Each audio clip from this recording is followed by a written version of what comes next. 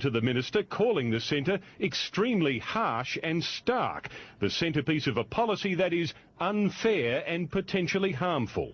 This is the environment that drives people to eventually go on hunger strikes, to sew their lips together, to jump off buildings. It was built by the previous Howard government. The Rudd government says children will not be put in the new centre, but others might be. It says the facility is needed as a deterrent. We will see more boat people. There are people looking for refuge all around the world. In fact, refugee advocates expect the Christmas Island facility will only be used occasionally, if at all. Even idle, it will cost taxpayers $9 million a year just maintaining it. $400 million white elephant that they're not going to use because it is just too harsh. Did you hear the figures? It cost the the Howard government $400 million to put in this concentration camp.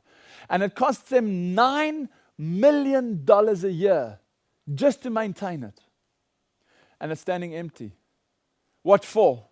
Because it's fun? No, there's a plan going on. You know that there's one concentration camp in Alaska which is said to hold 2 million people?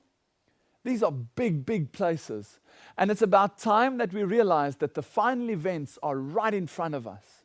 You know that in 2007 already, the FBI started putting together the database, their final biggest database? Listen, the FBI prepares vast database of biometrics.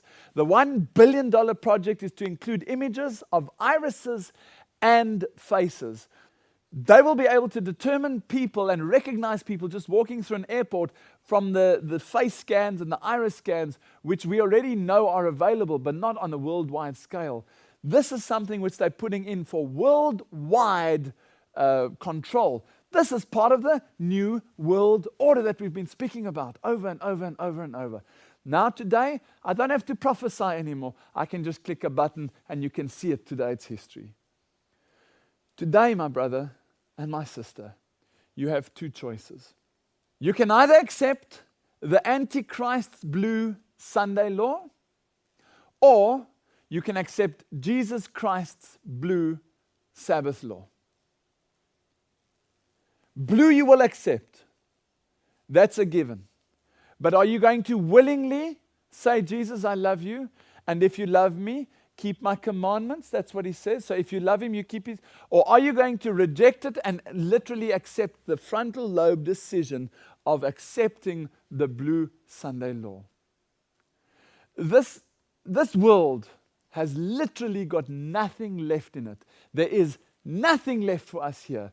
The only solution we have is Jesus and heaven. Brothers and sisters, work, work, and work while there still is time, because time is almost finished. Listen what she writes in Christ Object Lessons, page 69.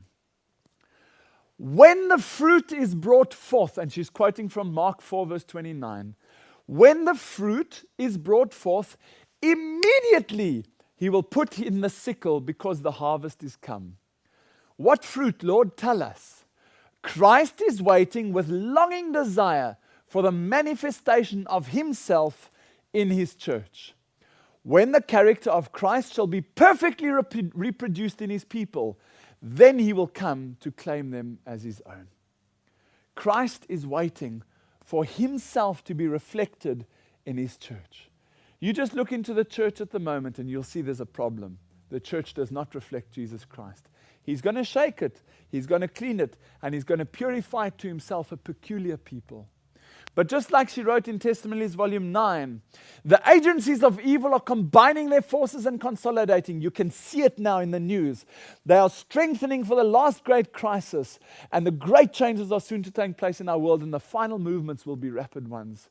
One influence is working for the purification of the church, the other for the corrupting of the people of God. Although there are evils existing in the church, and there will be until the end of the world, the church in these last days is to be the light of the world that is polluted and demoralized by sin. God's church is supposed to be the light of the world. Jesus says, I'm the light of the world. You are the light of the world. And he wants us to reflect his character and his nature. Brothers and sisters, The Sunday law is coming. Please understand, we are closer. Just the 4 or 5 months that have gone between the last time I spoke to you and now, 6 months. In the last 6 months, you can see how busy they've been. Where are we going to be in a year's time? Please don't waste time. The Sunday law is closer than you think. Thank you for your time.